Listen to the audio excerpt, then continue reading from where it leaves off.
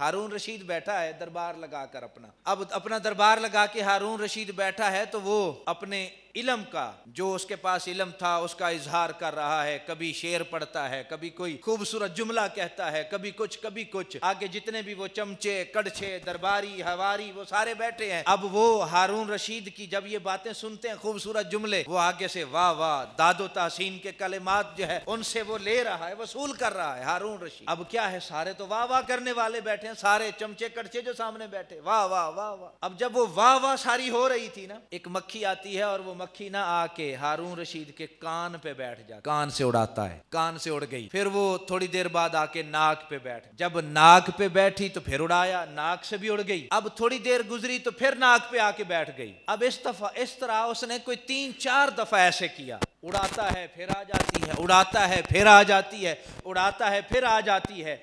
अब उसका वो जो सिलसिला गुफ्तगू था वो सारा टूट गया, वो सारा खत्म हो गया।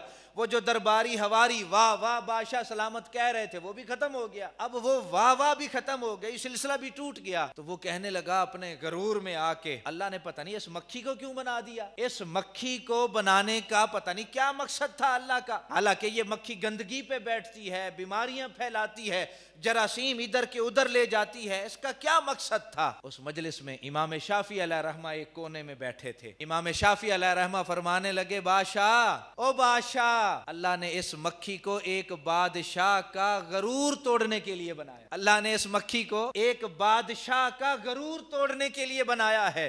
ये जो तेरी गर्दन में सरिया आया हुआ है ना, और ये जो तू समझता है कि मैं तो बड़ा ताकतवर हूं, मेरे जैसा इल्म किसी के पास नहीं है, काबिलियत किसी के पास नहीं है, मेरी जैसी बादशाहत किसी के, ये जो तेरे अंदर गरूर आ गया था ना, गरूर, इस छोटी सी मक्खी ने आके तेरा वो गरूर तोड़ दिया। अब वो एक दफा तो पूरे मजमे के ऊपर खामोशी छा गई, ये कौन है बादशाह के सामने ऐसी बात।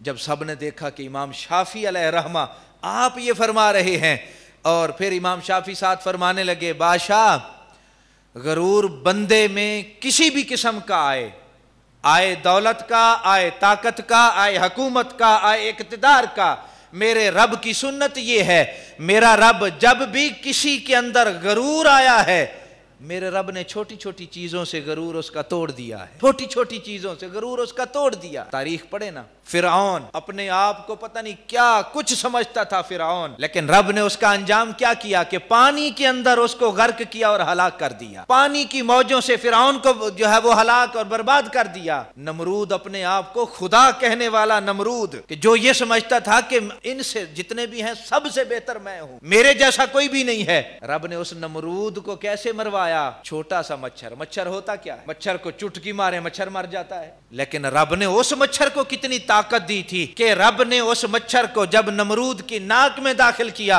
नाक के जरिए दिमाग में पहुंचा, अब उस वक्त तक उसे सुकून ही नहीं आता जब तक वाह वाह करने वाले उसको खुद जूते ना मारे, उसे सुकून ही नहीं आता। एक छोटे से मच्छर के जरिए नमरूद को मरवा दिया। अब्रहा अपने आप को बड़ा ताकतवर समझ के आया था जब उसने बैतुल्लाह पर हमला किया, और वो कहता था मेरे पास तो हाथियों का लश्कर है, मेरे पास जो फौज है ऐसी फौज तो किसी के पास भी नहीं है, मैं आज काबे की माअज़ल्लाह अस्तग़फिरुल्लाह ईंट से ईंट बजा के जाऊंगा, आज काबे को मैं तहस नहस करके जाऊंगा माअज़ल्लाह।